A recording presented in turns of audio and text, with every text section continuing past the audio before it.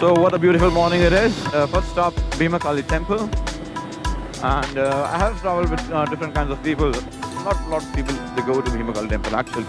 But yes, this is one of the hidden gems of Himachal Pradesh. And I think people should take some time out. Alright, so we are made it to Bhima Kali temple, a Hindu temple, which is located in a very small town called Sarahan. It's a magnificent town, snow-capped mountains. And some of the mountains are actually sacred mountains where people during the monsoon go for the pilgrimage. Oh, you can figure it out from the water temperatures here. It's getting cooler and cooler. Looks like we are high enough. Welcome to the Himalayas. So we just have a bit of look around and then visit the very infamous temple of Bhima Kali, of Sarahan, which is dedicated to the goddess Bhima Kali. And it's all Buddhist architecture. It's just fabulous the way they have built it. 800 years old building, still standing strong. Before the British actually discovered this part of the world, most of these temples were actually used for the human sacrifices. I may be wrong, but I have read some books and the texts where the remote Himalayan temples were actually kind of explained in a way that they were used for the human sacrifices. So many researchers, those who have traveled in this part, have also mentioned that. So I don't know. Well, we're gonna go and have a look. So it's all dedicated to the Hindu deities and goddesses. And when you sort of go inside the temple, you visit the shrine and the priest sitting there and chanting mantras and giving blessing to the visitors. It was very impressive to be there early in the morning, especially while the priest was actually performing the puja.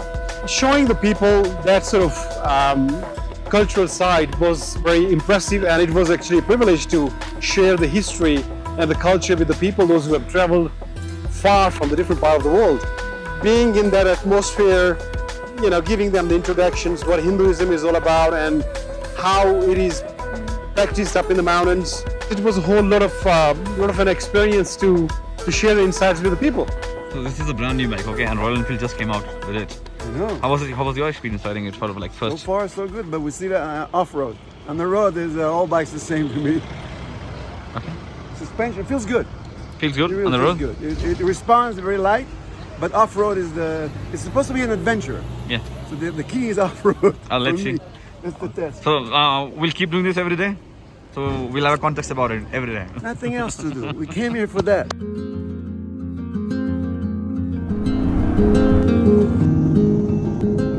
Very next morning, we just took this magnificent road. It's like black-topped, finely done tarmacked, zigzagging all the way up to Nako. And Nako is this very impressive Buddhist village, which is located on Indo-Tibet border, right at the elevation of 3,000 meters. You won't believe that how magnificent that whole landscape is from there. You will have impressions to be like on the top of the world. And Nako is now the gateway to the Spiti Valley, and also known as the mini Tibet in India. So the people in the winter, when they had back in the days when they had nothing happening, they would keep themselves busy with this. Okay, and then once again those prayer. Yeah. So they would just build a wall around the village or next to the monastery or next to any shrine. So whenever you pass by these walls and you just recite the mantras which are actually carved on the stone. This is the Tibetan script. If you look at these mountains, they are the last mountains of Indian border. And then you cross it to go to the other side. There's a no man land, and then, that's Tibet. Spiti Valley was the part of ancient Tibet.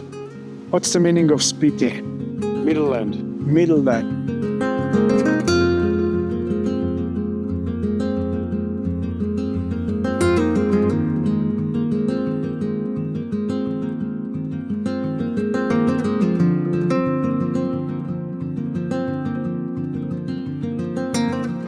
The whole landscape and the culture and the religion it sort of reflects on Tibetan pretty much, because since it's located on the Indo-Tibet border, so it obviously had a more influence from the Tibetan side than the rest of the Indian subcontinent.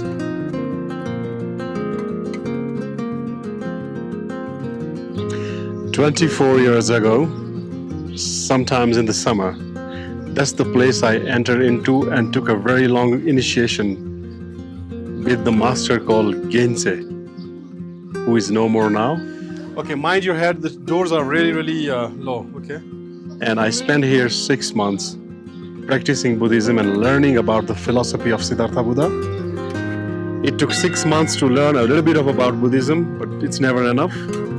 The dilemma of human being is we realize everything very late in our life. All our life, we keep denying, we live in a denial, 100% denial. And when it's too late, then we realize that, oh, it's too late. But this is very human being, because we have given this intelligence of not really agree on the provided testimonials. We have contradictions, we question things. The good part is when we question things, we also actually arise the interest of knowing things. Matter of the fact is, like, somebody have already walked that path before us and left the testimonials, but no, we don't want to follow it. We still want to walk on our own journey, which is great, because we are all entitled to embark on our own journey. Maybe you find different answer, I find different answer. Maybe our thoughts or answers doesn't match to the one who actually invented these whole things. But the whole journey is actually about to experience it. If you don't experience it, you don't find answers. If you don't find answer, you're not satisfied. If you're not satisfied, you are incomplete. The richest man was Alexander the Great, who conquered the whole planet. And at 32, when he found himself laying down on the bed, he said, make sure that you actually put me in the coffin. Make sure that people see my hand, because the person who conquered the world is going empty-handed. Everywhere it's the same. There's a different translation, whether it's in Judaism, whether it's Hinduism, whether it's in Buddhism. There's a one philosophy, and we are all following it with different ideology, with the different practice. Yeah, but what is French? It means that you possess nothing. You're a monk. You possess nothing. This color means that you have given up on everything. This is the meaning. Head shaved off and saffron gown on. Give up on your anger. Give up on your lust. And I'm still learning. So here you are in Tabo, one of the oldest Buddhist monastery, still in the practice in the Indian Himalayas, in the region of Spiti Valley, so-called the Middle Land.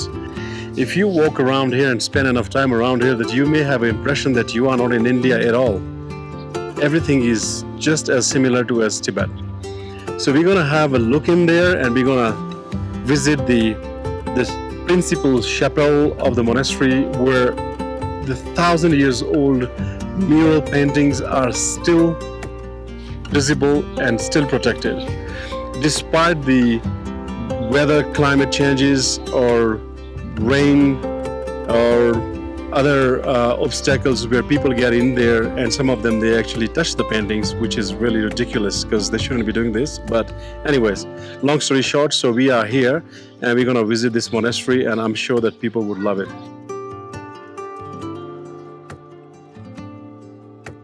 1,000 years ago, there was this Tibetan scholar called Lotsa Waringchen Zampo, who descended down from the High Himalayas to this part of the Indian subcontinent with a couple of his other disciples.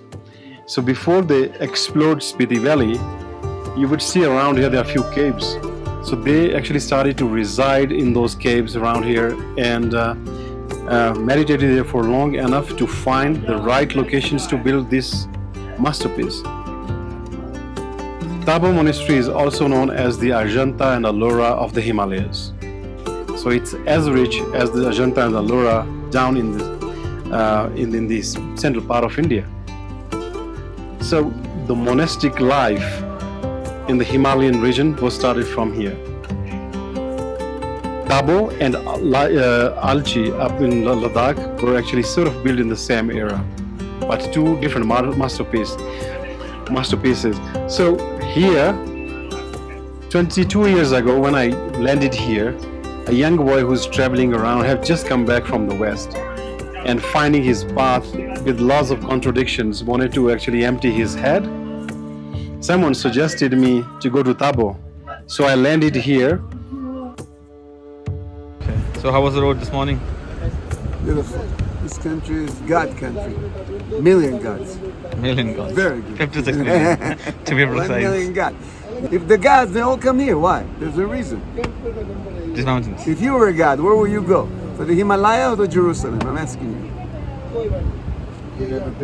Nothing to talk about. And how was the road for you? Very nice. It was. Awesome. Enjoyed it. Here we are at the Dhankar monastery. I think being around Dhankar monastery is one of those feelings that you have been transported back into the ages. And it makes me wonder how people were still doing it back in the days, just by themselves. All the monks coming from different parts of the High Himalayas and stayed here and built up this temple, monastery. Where else he would be?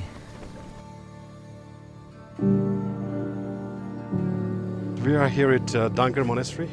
I mean, it's a monastery now, but used to be the palace of the Spiti Valley, located at the edge of the time actually. If you see around, there's erosion happening, there's a water erosion and the wind erosion. It looks like the whole place is gonna fall apart. But guess what? Still in practice, a living monastery where monks are still chanting every morning and evening. I think what keeps it so solid and it's still standing here is probably this. Look at the view. I mean, it's magnificent. You can have a view over the entire Spiti Valley. There's a river cruising down there, has found its massive bed, and at the same time there's agriculture happening down there. There's a bit of green patch. See all the snow-capped mountains. I mean, why wouldn't you come here? It's magnificent. I mean, people hardly talk about these places when you talk about India. I would say India is not just a cities, chaotic cities. India is also this remote, isolated, and lost somewhere in the middle of nowhere. Welcome to Dhankar, and this is one of the places that which is very, very important. Even like we have been talking about a lot lately on our lot of monasteries visiting and meeting the monks, etc., etc. But it's just amazing that how people have been practicing this religion here as their primary religion in this valley and built such iconic monuments in the monasteries. So yeah, we've got many more to visit and many more things to see. Let's keep rolling.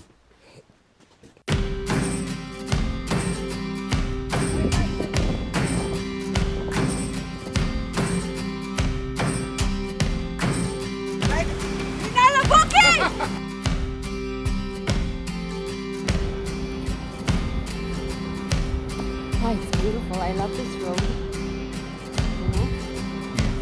It's perfect.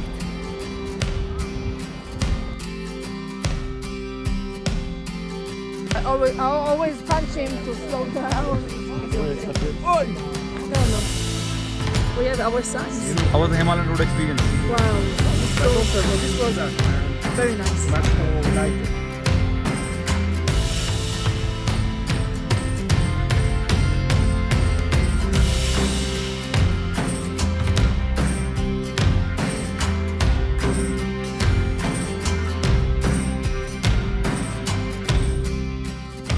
וואו, זה היה קטע מטריף עכשיו.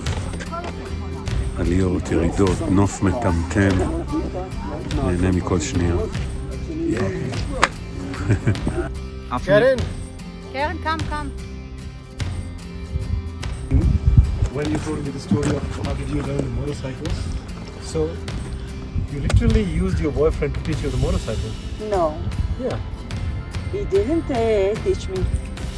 So he did the service of the motorcycle? No. Change the tire maybe? No. He took me 2 years after him, behind him, and there was the pillow. And when I want to break with him, I learned. And I said to him, bye-bye. We are drinking all the day. Equality. They are forced to drink. They are afraid of me. Yeah, that's good. How many liters? 2 liters or 3 liters? 3 liters? Really. That's good. See the glow in your skin now. What water does to the people. And you know how I feel? I feel like the road worker. So sad.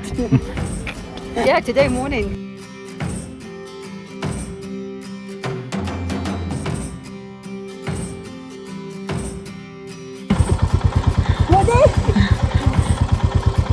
Right, baby, right.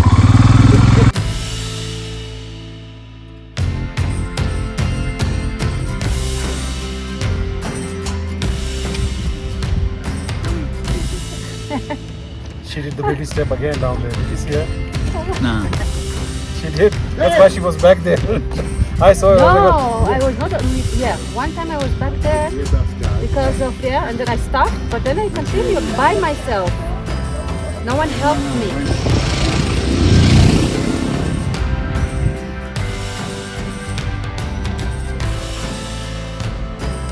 Our first letter is Aleph, second letter is No. Alpha, beta. Alphabet come from the Greece. Alpha, beta, gamma. Okay. Why you want to make everything Israeli? Momo is not Israeli. What is I'm not.